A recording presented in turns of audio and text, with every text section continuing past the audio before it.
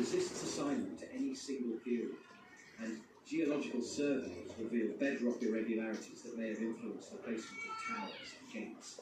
Yet the relationship between these natural features and historical defensive threats remains only partially understood. Inscriptions uncovered across the site provide glimpses of administrative activity, religious dedication, and civic identity. The gaps in these records complicate efforts to synchronize textual and material evidence, especially when certain inscriptions reference urban features.